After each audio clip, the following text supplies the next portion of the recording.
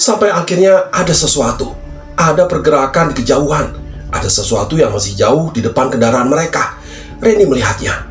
Sesuatu itu bergerak perlahan mendekat. Memicingkan mata, Randy coba untuk menajamkan penglihatan.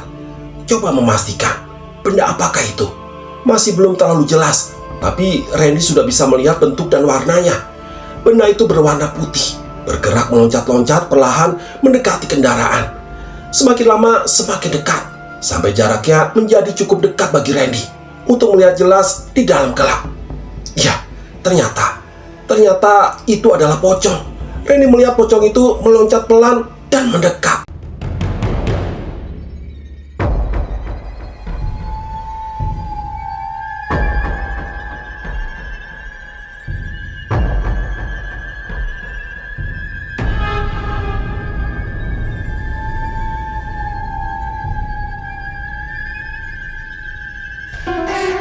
Bismillahirrahmanirrahim. Assalamualaikum warahmatullahi wabarakatuh. Ya, kembali lagi bersama Cerpen Horor. Cerpen Horor kali ini akan membacakan sebuah kisah dari akun Twitternya @bristory dengan judul Perjalanan Mistis di Lintas Sumatera. Baik, buat teman-teman yang ingin membaca kisah lengkapnya, teman-teman bisa mengunjungi linknya yang nanti akan disampaikan di deskripsi. Dan teman-teman juga bisa membantu channel ini supaya bisa lebih berkembang lagi, yaitu dengan cara menekan tombol subscribe. Baik, yang ingin tahu bagaimana kisahnya, langsung saja kita bacakan.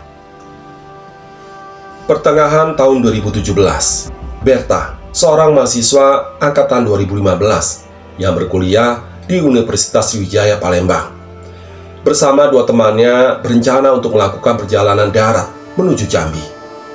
Ada keperluan apa mereka ke Jambi?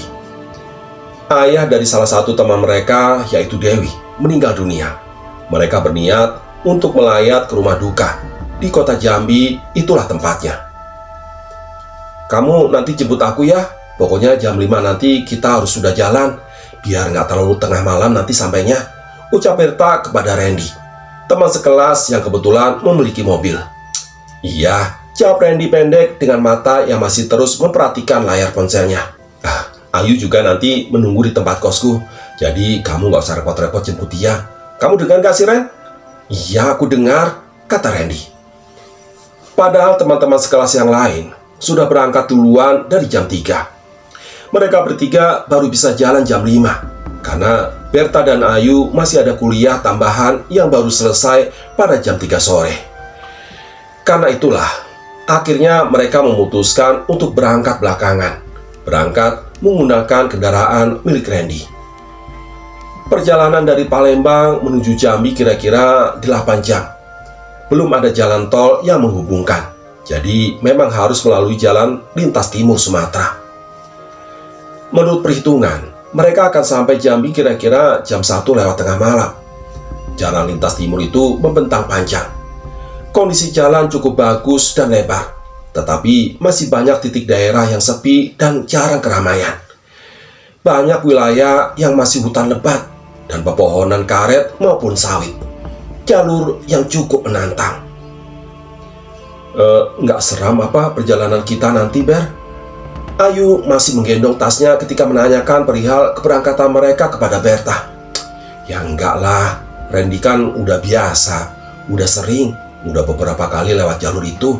Lagi pula kita kan harus berangkat sekarang, supaya besok pagi kita bisa ikut proses pemakamannya. Dewi bilang, sebelum almarhum dikuburkan, mereka harus menunggu kakaknya yang kerja di Makassar untuk pulang. Nanti setelah pemakaman selesai, kita bisa langsung pulang. Semoga saja bisa terkejar kuliah jam 3 sore besok, ya. Panjang lebar Berta menjelaskan, sambil menunggu Randy datang ke tempat kosnya di daerah Indralaya. Pokoknya nanti dalam perjalanan aku mau tidur aja jangan diganggu. Lebih baik tidur daripada ketakutan melihat situasi perjalanan, begitu kata Ayu. Tidak lama kemudian, Randy menepati janjinya, datang menjemput tepat jam 5 sore. Singkatnya, setelah semuanya siap, kemudian mereka berangkat melakukan perjalanan darat menuju Jambi, menyusuri jalan lintas timur Sumatera. Nanti kalau ada rumah makan, kita mampir sebentar ya. Aku lapar nih, ucap Randy di belakang kemudi. Ayu dan Berta menyetujuinya. karena sebenarnya mereka juga lapar. Nyaris jam 8 malam, dan benar adanya. Sepanjang perjalanan jarang menemui kota dengan keramaian. Hanya 1-2 kota kecil yang tergolong sepi. Selebihnya adalah gelap. Hutan rindang menjadi pemandangan di kanan kiri jalan. Ayu adalah seorang yang sangat penakut. Dia duduk di belakang. Pandangannya selalu menatap ke depan. Sebisa mungkin tidak melihat ke kanan atau ke kiri yang memang sungguh sangat gelap. Yuk, kamu mau pindah ke depan gak nih? Gantian? Tanya Berta menawarkan. Enggak usah lah Ber, aku mau tidur aja. Nanti habis makan. Jawab Ayu menolak. Lepas dari jam 8, Randy akhirnya menepikan kendaraan lalu masuk ke tempat parkir salah satu rumah makan besar. Mereka makan di rumah makan itu. Sambil Randy beristirahat sebentar setelah sudah menempuh 3 jam perjalanan. Maaf, pada mau kemana ya kalian? Tanya seorang bapak yang tiba-tiba mendekat ke meja tempat mereka sedang menikmati makanan. Kami mau ke Jambi Pak, jawab Randy sambil tersenyum. Oh iya, begitu ya. Begini, maaf ya. Saran saya, kalian lebih baik besok saja meneruskan perjalanan. Karena nanti kira-kira 3 jam lagi dari sini, kalian akan menemui daerah yang jalannya rusak parah. Jalur dialihkan ke jalan kampung di sisi jalan utama. Jalan kampung itu sangat sepi, apalagi malam-malam begini. Panjang lebar bapak itu memberi informasi yang menurut Randy, Berta, dan Ayu merupakan informasi kurang bagus. Oh, iya, terima kasih Pak. Kami tetap saja harus jalan Pak, ucap Randy lagi. Oh ya sudah kalau begitu, saya hanya kasih info saja karena kami tadi lewat daerah jalan jelek itu. Yang penting tolong kalian hati-hati saja, sambung bapak itu lagi sambil berlalu meninggalkan mereka. Tuh kan jalanannya rusak. Kita udah deh cari penginapan dekat-dekat sini aja, rajuk Ayu dengan wajah memelas setelah mendengar omongan bapak tadi. Alah, sudahlah. Jam 1-an juga kita sampai kok. Aku sudah sering kalau lewat jalur ini. Udah, tenang aja, jawab Randy menenangkan. Yakin kamu? Berta coba memastikan. Iya yakin, udah, tenang aja, jawab Randy tegas. Setelah mereka makan, mereka segera meninggalkan rumah makan untuk melanjutkan perjalanan. Kabut tipis turun perlahan menyelimuti rentang jalan pada satu titik jalan lintas Sumatera ini. Gelap jadi semakin tebal karenanya. Percakapan di antara 3 sahabat ini menjadi semakin jarang. Sangat beda situasinya dengan beberapa jam sebelumnya, yang dipenuhi obrolan canda dan tawa. Kali ini lebih banyak diam sambil terus memperhatikan jalan dan keadaan. Kamu nggak ngantuk kan Ren? Tanya Ayu kepada Randy dari kursi belakang dengan posisi duduk tanpa bersandar. Kepalanya berada di antara tempat duduk Randy dan Berta. Ayu sudah mulai ketakutan dan cemas sejak tadi. Tergambar dari wajahnya yang kelihatan was-was, tidak nyaman. Sementara Berta terus menatap ke jalan sambil sesekali membantu Randy memberi petunjuk navigasi. Pepohonan besar di kanan kiri berdiri angkuh dan menyeramkan. Beberapa di antaranya banyak berbentuk siluet hitam ketika sama sekali tidak ada cahaya yang menerpa. Beberapa rumah penduduk sesekali terlihat. Itu pun sangat jarang. Kalaupun ada, tidak kelihatan ada tanda-tanda kehidupan. Mungkin karena penghuninya sudah tidur atau memang rumahnya sudah dalam keadaan kosong. Entahlah. Kostur jalan yang menanjak dan menurun, meliuk ke kanan dan ke kiri, menembus hutan gunung dan perbukitan. Semakin membuat Randy lebih banyak diam untuk berkonsentrasi. Beberapa kali juga Berta bilang, "Awas Ren, hati-hati, awas," memperingatkan Randy dalam mengendalikan kendaraan. Sementara Ayu masih saja terus diam di kursi belakang. Niat awalnya untuk tidur menjadi kacau karena kantuk sama sekali tidak datang. Kamu nggak mau isi bensin dulu Ren? Itu tuh udah 1 step lagi, tanya Ayu setelah memperhatikan indikator bahan bakar yang sudah menunjukkan kalau sudah mendekati titik kosong. Enggak lah, nanti aja. Nanti kira-kira 30 menit lagi dari sini ada pom bensin. Aku sudah beberapa kali kok ngisi di situ, jawab Randy yakin.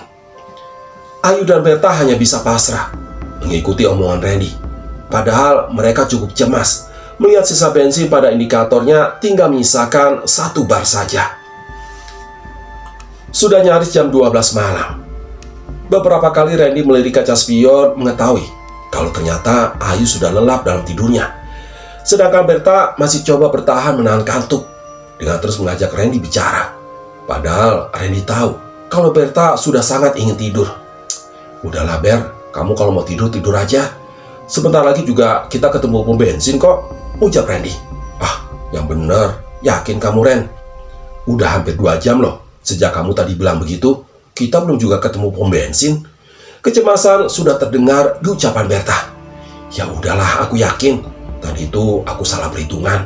Udahlah, tenang aja, kata Randy terdengar yakin. Di luar, suasana jalan semakin gelap dan sepi. Kendaraan yang mereka tumpangi seperti masuk ke dalam hutan tidak berpenghuni. Sama sekali tidak ada kendaraan datang dari belakang ataupun yang melintas datang dari arah berlawanan. Sepi. Tapi walaupun begitu, Randy tetap tidak berani menekan gas dalam-dalam. Dia hanya memperhatikan kecepatan dengan konstan. Tidak cepat tapi tidak juga lambat. Sampai akhirnya, seperti Ayu, Berta juga terlelap. Kini tinggal Randy yang terjaga sendirian, mengendalikan kendaraan ke tempat tujuan. Randy sebenarnya sudah sedikit cemas sejak tadi. Pom bensin yang dia pikir sudah dekat ternyata tidak juga kelihatan. Bahan bakar semakin tiris. Entah berapa lama lagi kendaraan ini akan sanggup berjalan. Cemas mulai melanda pikirannya. Sudah lewat dari jam 12 tengah malam. Perlahan, Randy mengangkat kakinya dari pedal gas dengan maksud mengurangi kecepatan. Dia melihat sesuatu di kejauhan, kira-kira 200 meter di depan. Setelah jarak semakin dekat, akhirnya Randy tahu apakah gerangan yang ada di hadapannya. Ternyata jalan ditutup. Ada batang pohon yang melintang menghadang jalan. Kendaraan tidak mungkin bisa melewatinya. Randy terus mendekat. Coba memastikan lagi apa yang dia sedang lihat. Benar, jalan ditutup, tidak bisa lewat. Randy menghentikan kendaraannya, memperhatikan sekitar. Waduh, ternyata benar kata bapak tadi, jalan ditutup. Aduh, lalu bagaimana ini? Mosok muter balik lagi? Randy bergumam sendirian. Berta dan Ayu masih tetap terlelap.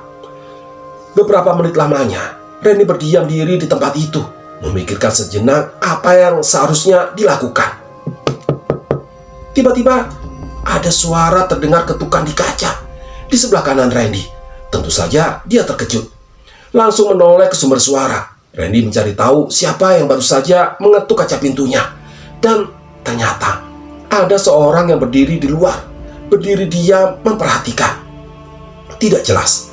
Randy tidak bisa melihat dengan jelas wajah orang itu. Hanya seperti bayangan hitam karena sama sekali tidak ada cahaya.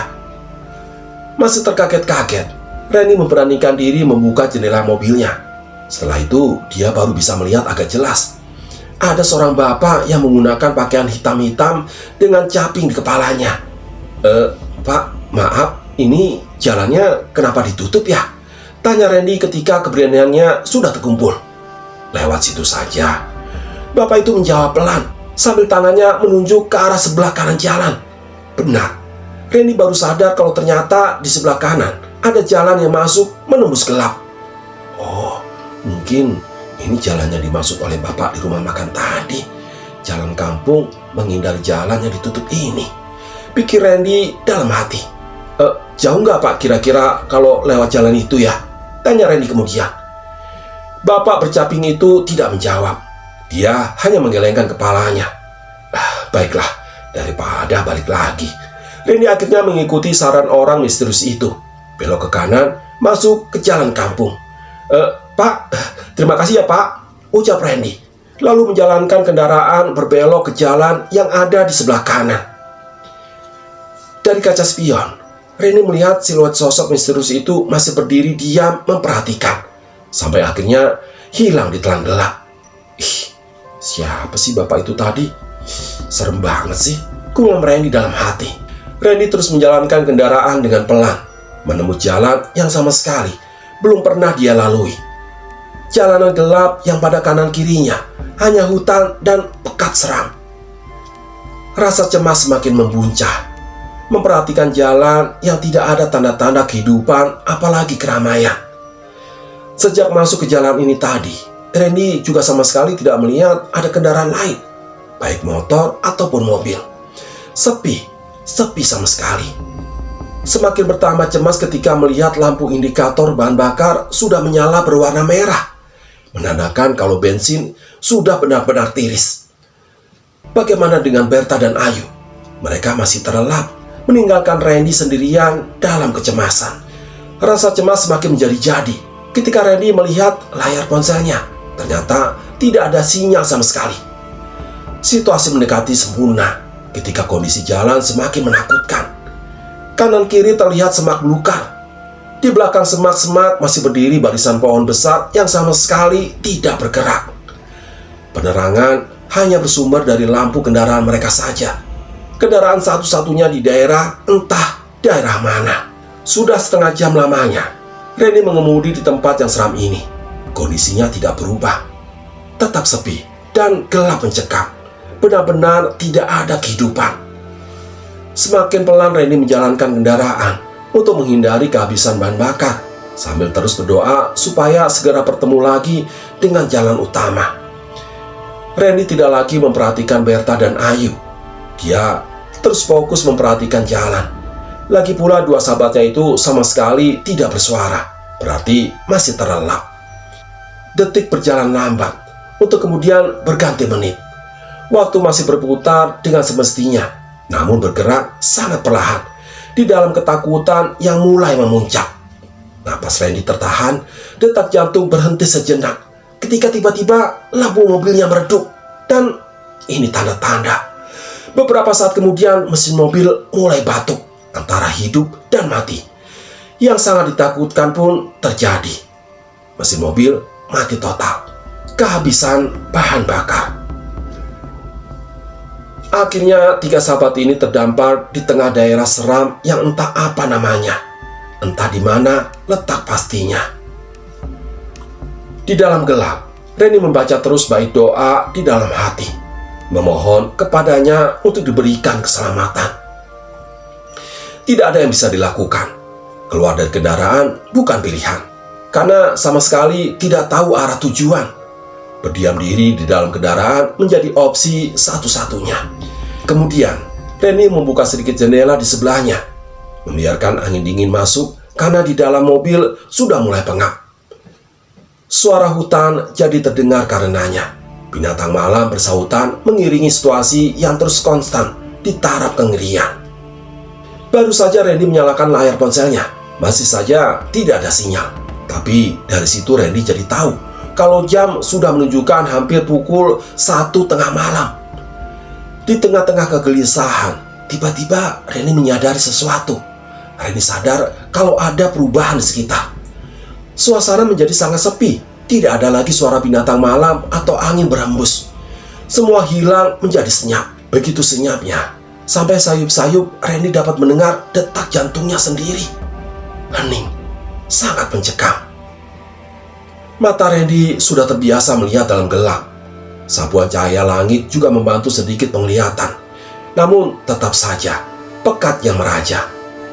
Sampai akhirnya ada sesuatu. Ada pergerakan di kejauhan. Ada sesuatu yang masih jauh di depan kendaraan mereka. Randy melihatnya. Sesuatu itu bergerak perlahan mendekat. Memicingkan mata, Randy coba untuk menajamkan penglihatan. Coba memastikan benda apakah itu. Masih belum terlalu jelas, tapi Randy bisa melihat bentuk dan warnanya. Benda itu berwarna putih, bergerak meloncat-loncat perlahan mendekati kendaraan. Semakin lama semakin dekat, sampai jaraknya menjadi cukup dekat bagi Randy untuk melihat jelas di dalam gelap. Ya, ternyata itu adalah pocong. Randy melihat pocong meloncat pelan mendekat. Tubuh Randy gemetar, bulu kuduknya merinding semua. Randy ketakutan. Sampai akhirnya pocong itu berhenti bergerak, lalu diam berdiri hanya beberapa meter di depan mobil. Tulang-tulang Randy seperti lepas dari engselnya. Tubuhnya lemas, duduk bersandar. Beberapa belas detik lamanya, pocong itu diam memperhatikan, sepertinya menatap tajam, walau sama sekali tidak terlihat wajahnya. Sampai akhirnya, pocong itu bergerak lagi, meloncat pelan seperti melayang ke arah kiri, menuju pekatnya gelap pepohonan, sampai akhirnya hilang dari penglihatan sama sekali. Ini mobil sama sekali nggak bisa hidup ya, Ren? Suara Ayu mengagetkan Randy. Iya Yu, nggak bisa. Bensinnya habis. Lah, aku kira kamu tidur. Jawab Randy.